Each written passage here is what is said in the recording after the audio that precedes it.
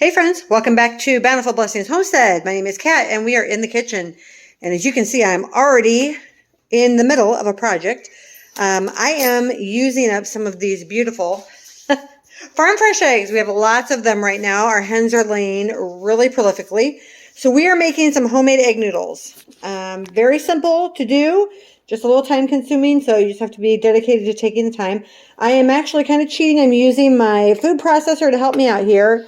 So I don't have to do everything by hand. So we are going to put 2 cups. This is a 1/4 cup. So 2 cups of flour. That's just all-purpose flour.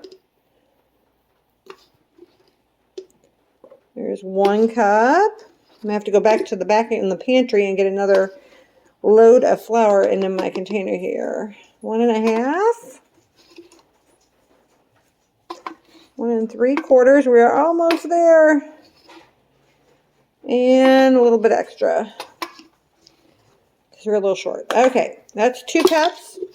Then we're going to add to that a 1/4 teaspoon of salt. 1/4 teaspoon of salt. Okay, I'm going to put the lid on and I'm going to just mix that up real quick just to make sure that I get my salt all incorporated throughout my flour. Okay, we'll pop the top back off and now we're going to add 3 of our farm fresh eggs. Now, when you're working with farm fresh eggs, I always like to crack them into a separate bowl. So I have here 3 farm fresh eggs and I have a glass bowl. I don't believe that any of my chickens are, well, at least until recently, none of my chickens were able to get pregnant or impregnate the eggs, fertilize the eggs, because we didn't have a rooster that was able to do that. But we now have a rooster who is starting to get a little busy with our hens. So we just want to make sure that we check our eggs before we put them in. And that's why I'm cracking them into this little bowl so that if I need to discard them, it doesn't taint the entire project that we have going here. So, all right. So I'm going to put the lid on and I'm going to start pulsing this.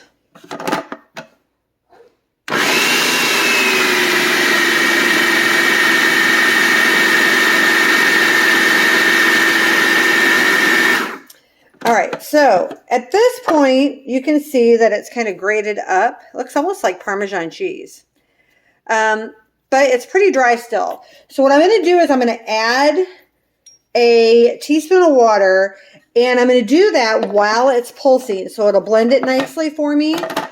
The way that I'm going to know that this is ready to be pulled and put into a dough ball is when the blades are going around mixing. Everything up here will kind of come to a standstill. They'll start balling up and it'll just basically be mixing down here on the bottom. So we'll turn this on and see if we can watch that happen.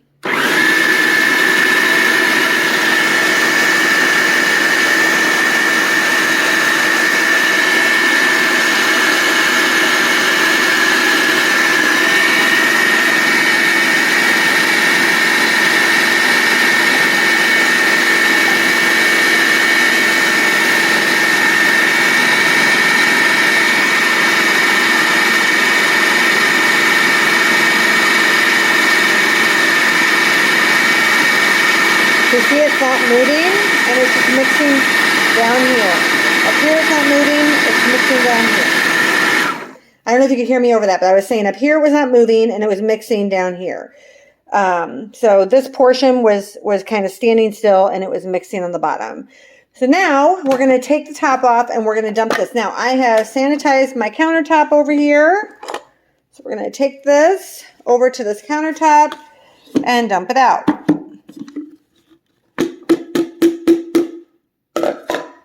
We'll set this aside, and we've got some left in here we're going to pull out.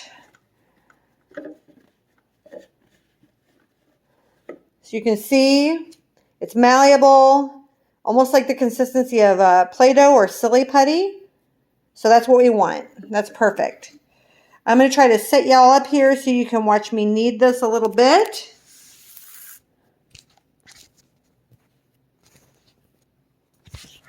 Let's see here. That'll do. So we're going to get the rest of this out of here so we can knead this. And we're just going to put it into a ball. We want to get it into a ball so it can just have all of its ingredients mixed together well. We'll just knead it a couple of times. And then what we're going to do is we're going to let this rest. We're going to put it in a freezer bag, gallon-sized freezer bag, and we're just going to let it rest in there. We have a nice ball here. A couple little scraps there. We'll get those in there. But we want to put this in a freezer bag and let it rest to let the gluten work on breaking down a little bit in here for about 30 minutes.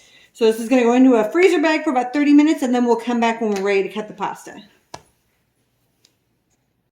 Okay, so our pasta sat for about 30 or 45 minutes, and I just had it in a bag, like a freezer baggie, gallon freezer baggie, and I'm just kind of flattening it out a little bit. This starts on 0, and there's little numbers here on the edge. I'm sure you wouldn't be able to see even if I was close up. But I'm going to start on 0. I'm going to run it through, and then I'll take it to 1, 2, 3, etc. So this is going to press out my pasta. Now, I will say, historically, I have done this with my grandmother's rolling pin. So you don't have to have this fancy gadget in order to get this done, right? You can do this by hand, rolling it out thin and cutting it into strips. But since my husband was kind enough to purchase this for me and make it a lot easier on my shoulders, I'm going to go ahead and use it today. So this is going to turn. That's totally normal. And what it's doing in the meantime, I've plugged in the attachment here, and it's making the rollers go inside. Okay, so we're going to go like this.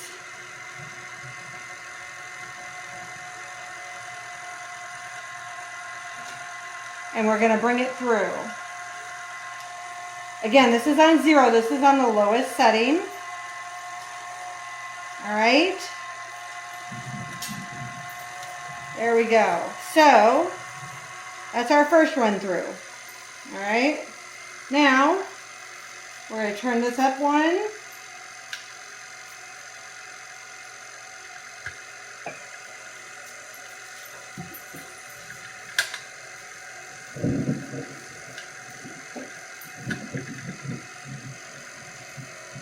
Go.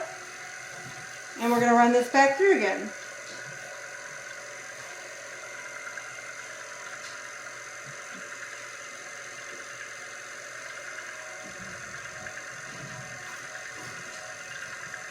So this is working all that gluten through, and it is pushing all the air out for us, just as if we were rolling it with a rolling pin.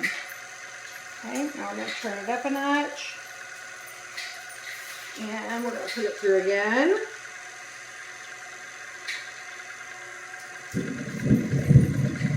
Oh, we have a thunderstorm starting up. You guys can probably hear the thunder cracking in the background.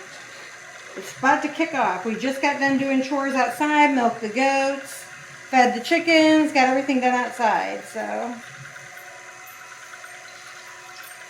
Okay. Turn it up 1. Feed it in again. And I can see, I don't know if you can see it in the video, but I can see like little air bubbles, and they're being popped as they're being pushed through here. So that's really good. There's one right there. Okay, now we're going to push it through again.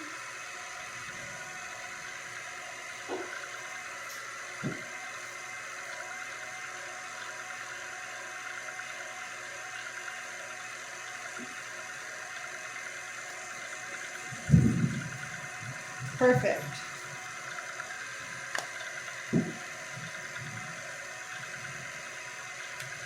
Okay, and then one more. Push this through again. And then when we get done with this, what we're going to do is lay this out on a clean surface to dry. And that's the most important thing when you're making pasta, if you're going to store it, is to make sure it gets completely dry before you put it away. So we're going to let it dry, and then when it gets done drying for the most part, we're going to cut it. And I again have an attachment I can use on here, or you can cut it by hand. I'm going to use my fettuccine attachment, cut it into fettuccine noodles. The pack that my husband bought me for this KitchenAid is a 3-pack pasta, 3-piece pasta accessory pack, and it has one for this one for doing the roller, and then it's got a cutter for fettuccine noodles and a cutter for spaghetti noodles, so we can do both. Okay, and this will be our last run, I think. Our last run through. And then we're going to lay this out to dry. Now, if this seems to be a lot, you can cut your dough ball in half when you get ready to put it through here, so you don't have to like hold it up with your arms and stuff as much. But there we go. Perfect. And I'll turn this off. All right, so I'm going to lay this flat to dry. I'll probably cut it in half, lay it flat to dry, and then we'll move on to the next one.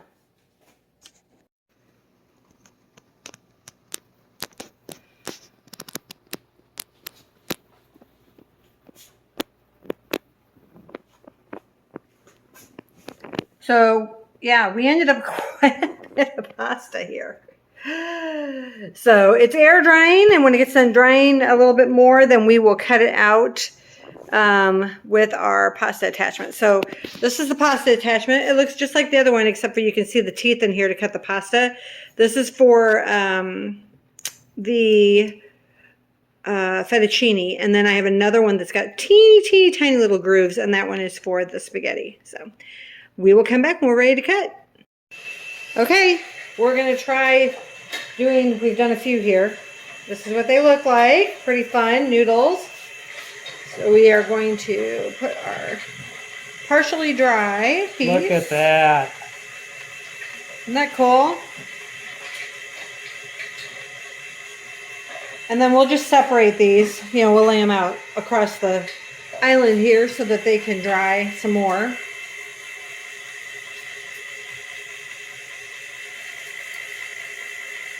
But you could use these in fettuccine, you could use them in chicken and noodles. I mean, you could use them in anything you need noodles for, really.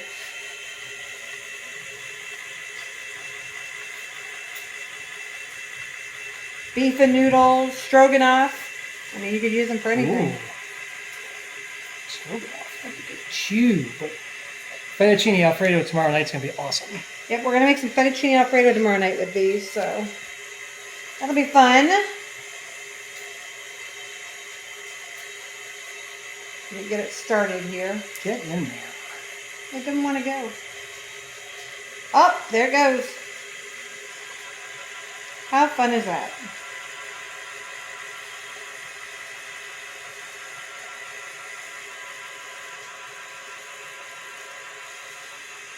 Beautiful.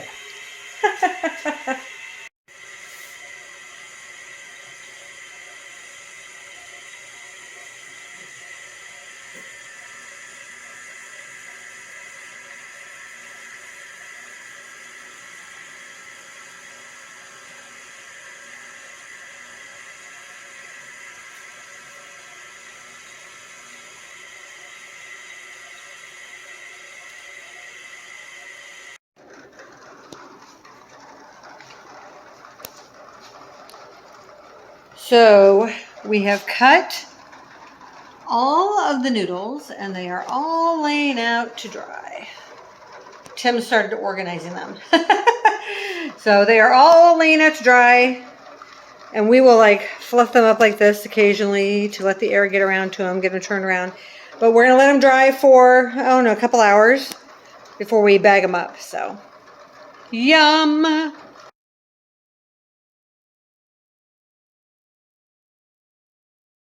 All right, guys, we are bagging up our pasta.